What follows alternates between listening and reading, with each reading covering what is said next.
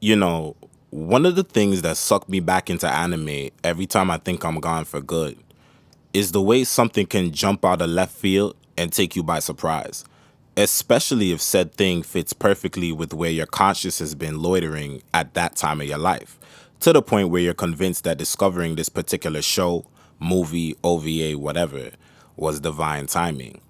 I never thought I'd watch something so cerebral and so hitting close to home with me, and I believe many of you also. As humans typically live with a subconscious and at times extremely conscious questioning of, what exactly are we here for? In other words, what's the meaning of life and why? How did we get here? If something can't come from nothing, wouldn't there need to be a nothing before there is a something?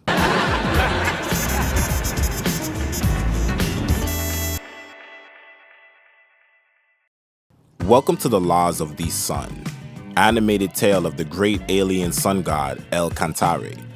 This anime actually takes the creation story a different direction and starts with life being created on Venus, with hybrid creatures of a plant and animal mix, and also human beings are present there. When threats of natural disasters begin to emerge, the overseeing god tells the god that created life on Venus to move some of the Venus population to other planets. This will aid in the development and evolution of these planets. Enter planet Earth. The first half hour or so of the film breaks down how human beings found its way created to Earth and quickly becomes pretty historically ambitious as I'd describe it, damn near implying that the early civilizations wiped out the dinos with sci-fi artillery.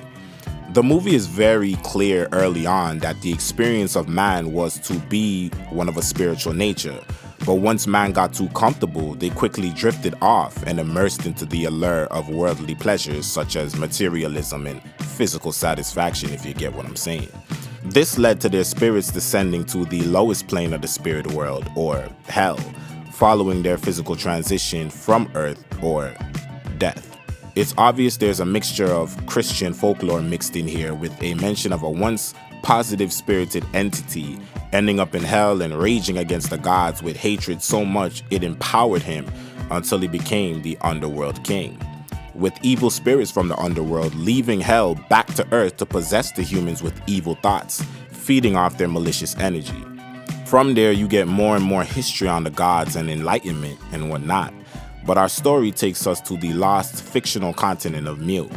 It sits geographically in the area we would call Indonesia in today's map of the world. Anyways, for the rest of the backstory, go watch the film.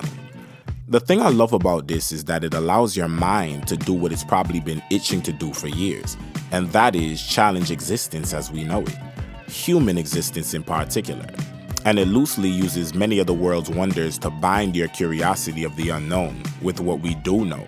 Things such as the Big Bang Theory, the pyramids, and other concepts are accessorized to make the concepts feel more real in the sense of how the viewer may relate to the movie in their everyday life. This film definitely will attract a more spiritually inclined audience, especially if you've ever been through a period, or maybe you're going through one now, or you always have been, of questioning what you are, existence, and reality as a whole.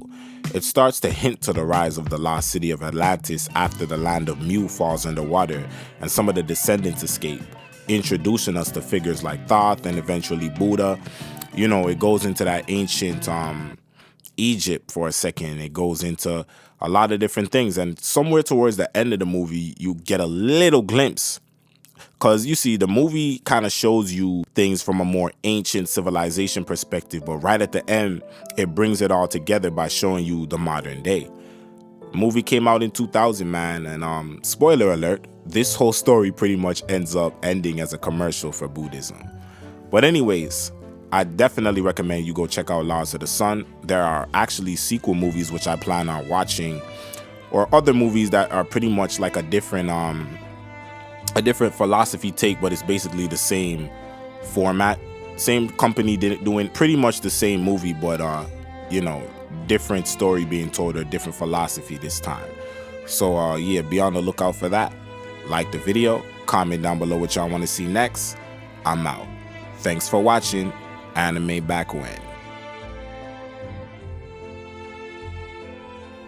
Through the use of solar technology, Our civilization has been able to make great advancements and achieve remarkable progress.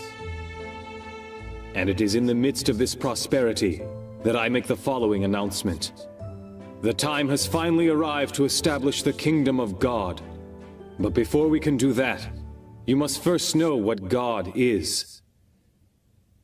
Like the sun, God is filled with immeasurable light.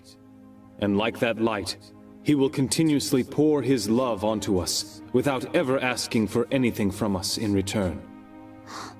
When you become aware of this love, you'll know, you'll understand, you will know that God just like the sun.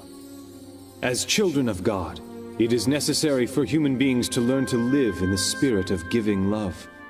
Living with the spirit of love means sharing what God has given you with others around you, instead of keeping it for yourself. One must never be selfish.